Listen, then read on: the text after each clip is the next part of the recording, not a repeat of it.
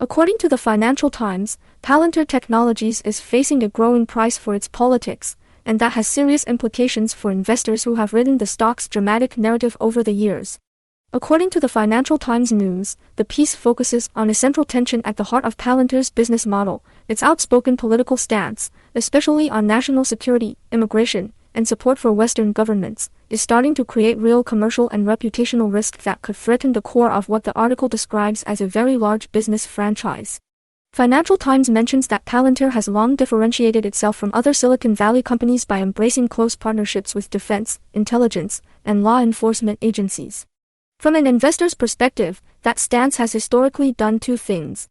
It has made Palantir uniquely attractive to governments seeking advanced data analytics for sensitive missions. It has also made the stock a magnet for investors who buy into a story of a mission-driven, national security-aligned technology champion. According to the Financial Times, that same positioning is now facing more intense pushback. Domestic and international critics are increasingly uncomfortable with what they see as the company's role in surveillance, border enforcement, and military operations. For stockholders, the key question is simple: does this backlash remain a manageable reputational issue, or does it begin to impair Palantir's ability to win and keep high-value contracts, especially outside its most loyal government customers? From an investor's lens, there are several layers to unpack. First, brand and political risk. According to the Financial Times, the company's political profile is not just a byproduct, it is part of its identity.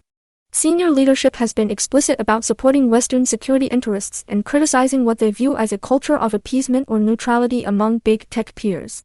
That messaging resonates with certain clients and some segments of the investor base, particularly those who see Palantir as a strategic asset in an era of geopolitical tension. However, as FT points out, this posture can alienate other stakeholders. European regulators, civil liberties groups, university communities, and even some enterprise customers are increasingly sensitive to data ethics concerns. While a United States defense agency might see Palantir as a trusted security partner, a European commercial bank or an Asian consumer app might worry about the optics of working with a firm that is so visibly tied to controversial government programs. For investors, this tension matters because Palantir's long-term bullish thesis depends on scaling beyond its core government work. The higher the political temperature, the harder it becomes to close deals in more neutral or privacy-sensitive markets. That can cap the company's total addressable market and slow the revenue diversification story that many growth-oriented shareholders are counting on. Second, contract concentration and backlash risk. According to the Financial Times, Palantir's government contracts tend to be large, sticky, and inherently political. That is a double-edged sword. On the positive side, once Palantir's platforms are embedded in critical workflows for defense, intelligence, or health agencies, switching costs are high. That underpins a long runway of recurring revenue and, potentially, strong margins. On the negative side, each large public sector contract can become a lightning rod.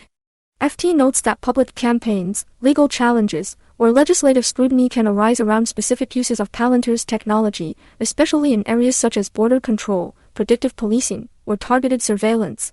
If public opinion shifts or if there is a change in government leadership, some contracts could be renegotiated, curtailed, or not renewed. Investors should think about scenario risk here. In a favorable scenario, Palantir's tools are seen as indispensable to national security, and criticism remains on the margins, with minimal impact on contract flow. In a more adverse scenario, a combination of public pressure, regulatory tightening, and political turnover leads to a slower pipeline of new contracts, tougher terms, or exclusion from certain tenders. The more high-profile Palantir becomes politically, the more likely it is to be singled out when policy winds shift. Third, regulatory and legal overhang. According to the Financial Times news, another dimension is the growing regulatory scrutiny of data analytics, AI, and surveillance technologies. European data protection frameworks, potential United States AI regulations, and sector-specific rules are all evolving. A company with a reputation for pushing into contested ethical territory is more likely to be targeted for audits, investigations, or tighter contractual conditions. For equity holders, regulatory risk often translates into higher compliance costs, slower deal cycles, and the possibility of being restricted from certain uses or regions. That can affect valuation multiples. Markets tend to assign premium valuations to software companies with scalable platforms, low regulatory friction, and broad horizontal applicability. A perception that Palantir is a more heavily constrained, politically entangled vendor can limit how far its multiple can expand, even if its technology is strong. Fourth, talent, culture, and innovation impact. According to the Financial Times, there is an internal dimension that matters financially. Palantir's politics affect its ability to attract and retain top talent. Silicon Valley's engineering base leans toward civil liberties and privacy protective values. While some highly skilled engineers are motivated by the national security mission, others may avoid a company associated with border enforcement or surveillance. From an investor standpoint, this becomes material if it impairs innovation or raises personnel costs. If Palantir has to pay more to compete for elite AI and software talent because of reputational headwinds, margins will feel it. If certain research communities or academic partners become reluctant to collaborate, the company's technology pipeline may be less robust than a more politically neutral competitor. Fifth, perception gap between mission investors and generalists. Financial Times mentions that the company's political and ethical profile creates a split in the shareholder base. Some investors buy Palantir specifically because they see it as a mission-critical asset for Western governments in a more dangerous world. For this group, the controversies are almost a feature, signaling that the company is doing consequential work and aligned with security agencies. Other investors, especially global generalist funds and ESG-sensitive capital, see these same controversies as reasons to stay away. That matters for liquidity, index inclusion, and valuation support. If a meaningful pool of institutional capital self-excludes from owning Palantir because of political or ethical concerns, the stock may rely more heavily on retail enthusiasm, thematic funds, and more concentrated believers. That can increase volatility and make the share price more sensitive to narrative swings, social media sentiment, and single headline events. Sixth, geopolitical upside and downside. According to the Financial Times, Palantir's fortunes are increasingly tied to the geopolitical environment. Heightened conflict, cyber threats, and defense spending can support demand for its software. Governments under pressure to modernize their data infrastructure turn to firms like Palantir to integrate and analyze intelligence, logistics, and operational data. Yet at the same time, as FT highlights, this link to geopolitics means the company is exposed to diplomatic rifts and cross-border tensions. Certain foreign governments may perceive Palantir as an arm of United States power, making it politically difficult to adopt its tools. In multipolar regions where neutrality is prized, Palantir's explicit alignment with Western security may hinder adoption, even when the technology is attractive. From an equity analysis perspective, that creates a complex risk-reward profile. Rising tensions can be good for demand in core NATO and allied markets, but they may narrow the company's accessible footprint elsewhere. Investors should therefore avoid assuming that Palantir can seamlessly replicate its United States and United Kingdom success across every region. Seventh, valuation and narrative risk. According to the Financial Times News, the challenge for investors is separating Palantir's technology and business fundamentals from the overlay narrative of political drama. The stock has historically been highly narrative-driven.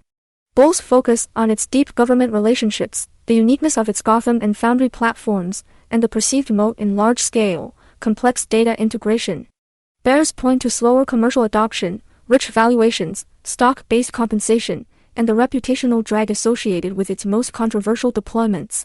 When politics are at the forefront, as FT emphasizes, the investment narrative can swing rapidly. A bold public statement by leadership, a high-profile protest, or a contentious contract renewal can move sentiment, even if near-term financials are unchanged. That makes Palantir a stock where headline risk is not just background noise, but a persistent driver of short-term price action. For investors with a long horizon, this suggests a need for emotional resilience and a willingness to tolerate periods of elevated volatility. Position sizing and risk management become critical because the dispersion of outcomes is wide.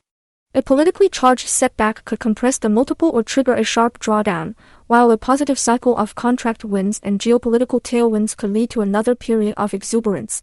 Eighth, strategic choices that could mitigate or amplify risk.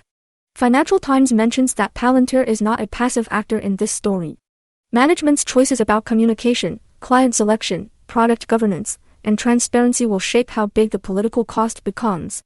For example, more proactive engagement on ethics, clearer boundaries on use cases, and stronger transparency around oversight could reassure some skeptical stakeholders. On the other hand, doubling down on combative rhetoric or aggressively courting the most controversial contracts may further entrench both support and opposition. That could solidify Palantir's status as a unique, mission-critical defense tech name, while also making it harder to diversify into less politicized commercial domains. For shareholders, monitoring this strategic posture is key.